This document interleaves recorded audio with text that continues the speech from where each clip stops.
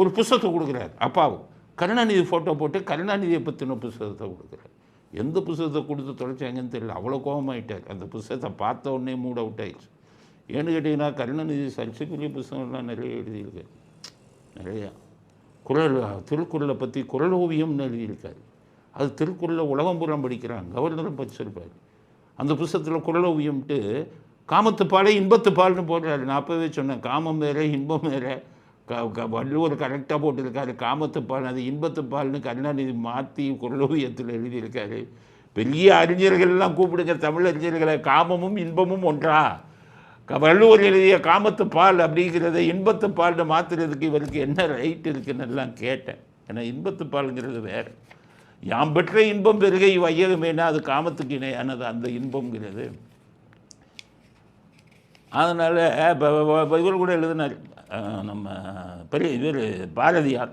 செந்தமிழ் நாடனும் போது நிலை இன்பத்தேன் வந்து பாயுது காது நிலைன்னா அங்கே இன்பத்தேன்னு சொன்னார். அது என்ன காமமா?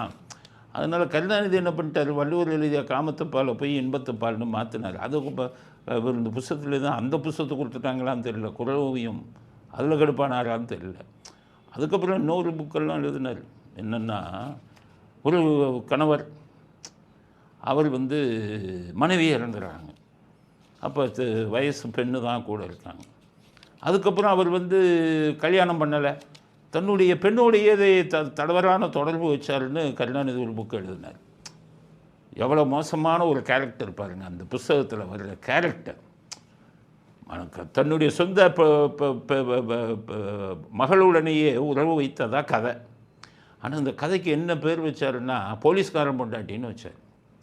அப்போ போலீஸ்காரன் மேலே அவருக்கு அவ்வளோ கோபமாக இருந்திருக்கு கருணாநிதிக்கு. இந்த இதுகளெல்லாம் அடித்தாங்கல்ல, எதிர்க்கட்சி போராட்டத்தெல்லாம் போலீஸ் அடித்த உடனே மோசமான கதை எழுதி அதில் போலீஸ்காரன் பொண்டாட்டின்னு வச்சார்.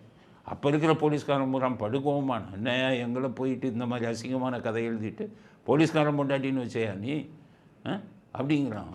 அப்படின்னு கோமாயிட்டான். வேறு யார் பொண்டாட்டியாச்சுன்னு போட வேண்டியதானையா? அரசியல்வாதி பொண்டாட்டின்னு போட வேண்டியதானே அப்படின்லாம் கேட்டாங்க. அப்போ ஒருவேளை அந்த புஸ்தகத்தை கொடுத்துட்டாங்களான்னு தெரியல. ஏன்னா கருணாநிதி படம் போட்டு இதுதான் இருக்குது. அதனால் அதை பார்த்துட்டு அவர் மூட் அவுட் ஆனாரான்னு தெரியல. எதையும் மூட காலி பண்ணி விட்டாங்க. காலி பண்ண உடனே தான் அவர் போங்கடா அவங்க சங்காத்தமே வேணாண்டான்னு எந்திரிச்சு போயிட்டார்.